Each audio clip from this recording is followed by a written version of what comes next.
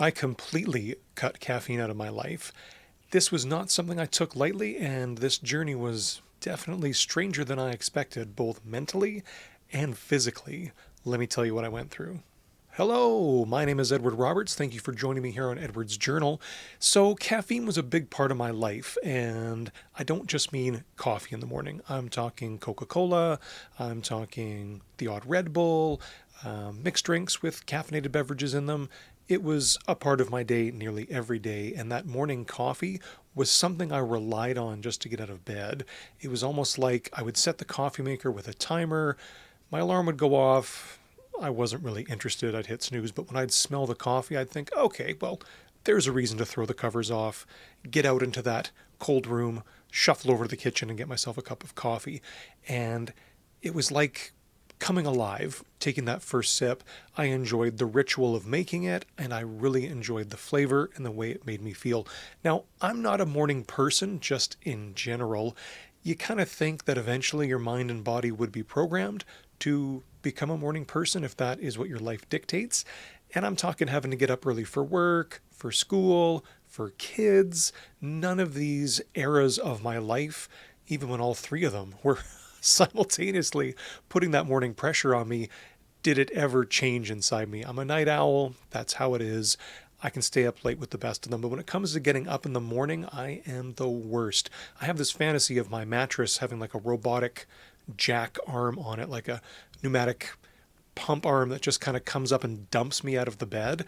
That would be horrifying and awesome for my particular situation. To you morning birds out there, I tip my hat to you. I really don't know how you do it. So, my caffeine journey, or should I say my caffeine dependence journey, and trying to cut that off, I was addicted, completely addicted to caffeine, especially that morning coffee and a cup or two in the evening of Earl Grey tea. Those were my morning and afternoon evening fixes. The morning coffee was something I thought I could not live without. It was as essential as air and water and food to me, especially in the morning. I wouldn't even usually eat breakfast. Again, not being a good morning person, I would just kind of pop out of bed, get my coffee, and go off to my job. So not really time in there to be making a breakfast, and I know that's incredibly unhealthy, and I certainly don't promote anybody living like that. In fact, this whole story of my past is sort of a handbook on what not to do, but I'll flesh that out in a bit here.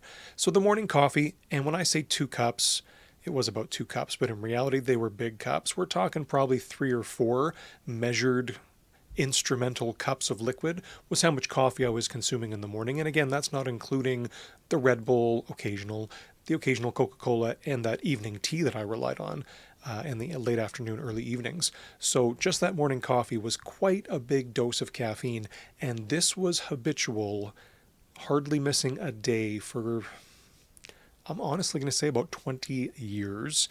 And I feel terrible for my wife because when we first got together, she never touched the stuff.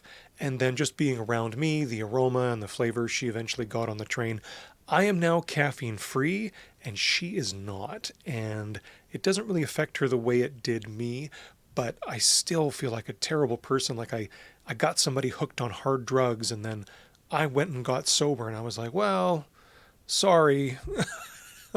Leaving them in my wake of the caffeinated buzzing highs. So the caffeine use was pretty rampant. I wouldn't say it was abuse. It did affect me. If I had my afternoon evening tea any later than 4 or 5 o'clock, I would feel it when I tried to go to bed at, 11ish. I'd be laying there going, tossing and turning, why can't I sleep? And I would mentally just shake my fist at my 6, 7 o'clock self who indulged in a later than usual cup of Earl Grey because I could feel the caffeine bothering me. Now, starting this journey of caffeine sobriety for me, getting off the hard stuff, the caffeine, the coffee, the Red Bull, the Coca-Colas, the tea, you name it, it was never off of a doctor's advice. It wasn't off of some sort of test results I'd got back. I honestly couldn't say what it was. I think it was just mentally knowing that I was addicted, knowing that I needed this. I just kind of started thinking to myself, well, I wonder if I could live without it. I wonder if I wouldn't be such a horrible morning person if I wasn't just looking forward to that coffee fix. Like, I wonder if maybe my mind and body could sort of jumpstart itself in the morning. Because again, I had been on the stuff for 20 plus years. I don't mean to sound hyperbolic here, but I didn't know myself in the morning without the coffee. So one day I just decided, you know what? I'm going to cut it all off. No more caffeinated beverages of any kind. I'm going to start looking at food labels, beverage labels, and I'm going to just cut out the caffeine and I'm going to see what happens. Now, this was never meant to be a lifelong choice. This was an experiment. This was a test. This was just seeing if I had the willpower and I was strong enough to do it. And the first few days met with some pretty obvious results. I would get the caffeine withdrawal headaches. No big deal. I could handle that. And the cravings, obviously, missing that routine and that ritual in the morning. And then even just the palatable pleasure of enjoying the coffee, the comfort of it. I definitely missed all these things. This went on for 2 or 3 days, as per usual, as I was expecting. What I wasn't expecting was end of day 3, beginning of day 4, more physiological changes. The psychological changes kind of started to wear thin, wear smooth. I wasn't really getting that need of that comfort. But one thing I wasn't expecting was the body aches. I would say evening number 3, I was laying in bed at night and I had horrible, awful back cramps from my neck all the way down my spine. And you can say, well, that wasn't related to the coffee.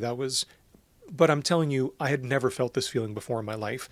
And just coming 2, 3 days off of caffeine, I have to assume it was related. I'd be laying there in bed at night, just feeling these aches, almost like you have the flu, but it was my entire, like I said, spine, top to bottom, and the surrounding muscle tissue was just, it wasn't agonizing, but it felt like a headache, but in my body. And it was just this constant throb. And it was just the strangest thing. And then I would say night 4, that was still there, maybe subdued a bit, and I was getting the same sensation in my legs, this throbbing, this aching. I'm roughly 6 feet tall, and I hit that height at like 13 years old. So age 6 to 13, because I was growing so quickly, I got growing pains in my legs, and these were agonizing. My wonderful, amazing grandmother would massage my legs, put a hot water bottle on my legs. It would keep me up at night. I remember being in tears sometimes. It was so bad because my body was growing so quickly. Unfortunate for me, when I hit 13 years old, I quit growing. I thought I was going to be like 6'4", maybe try out for the basketball team, but no, that was my maximum height and where I've been ever since. But that is the same sensation I was getting throughout my legs, throughout my back, and that is something completely out of left field I was not expecting. That went on for several evenings, and that honestly scared me. All the symptoms I was expecting, coupled with the ones that I wasn't expecting, kind of terrified me away from caffeine. I thought to myself, if I'm going through this sort of massive, massive withdrawal period, this stuff's got to be just poisonous for me. So I completely gave it up. And I'm not saying that's the road you should take.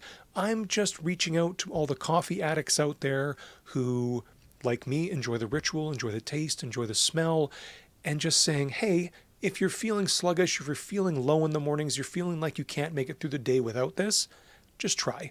Give yourself a week, even 3 days just to start to see how things go for you. I can't tell you what your journey is going to be, how long you've been addicted to it, and how much your body needs it, how much you drink. I'm just telling you my personal journey, and it was frightening. This morning coffee business was, like I said, my 2 big, humongous cups every morning, and if I didn't get that, there was problems. Watch out. So getting away from that now and being free from it is an amazing feeling.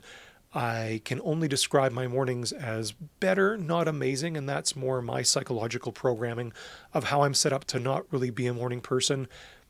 Lord, I've tried. I'm telling you, I have tried going to bed early, getting more than 8 hours of sleep, having a small workout and stretch routine before bed. That's a whole other video, but I am not a morning person. Things have gotten mildly better. Not just craving that caffeine fix in the morning, but I urge you, I don't know your situation. I'm just telling you what I went through, but try. If you're even remotely interested, by watching this video, I have to assume you're at least remotely interested in giving up coffee, caffeine beverages in general. Give it a try. I'm telling you the dark side and the real experience I went through of the symptoms. Some I expected and some I certainly didn't. And it was such a horrible withdrawal period, I'm never going back. Caffeine benefits, there is definitely some. It perked me up in the morning, it gave me another reason to get out of bed, and it makes your mind a little sharper, I find. So I'm not throwing caffeine completely under the bus for everybody. I'm just saying if you find that it's controlling your life, like it did for me, it might be time to give it up. Or at least consider a lifestyle change. Thank you so much for joining me here today. My name is Edward Roberts. This is Edward's Journal. If you haven't done so already, please consider subscribing to the channel and leave me a comment down below. I would absolutely love to hear from you. If you are starting a caffeine journey or just coming out the other side of one, please let me know what your experiences were. And if you got any of those weird symptoms I did, like I said, things I really wasn't expecting. Until next time, know that you are very appreciated and take care.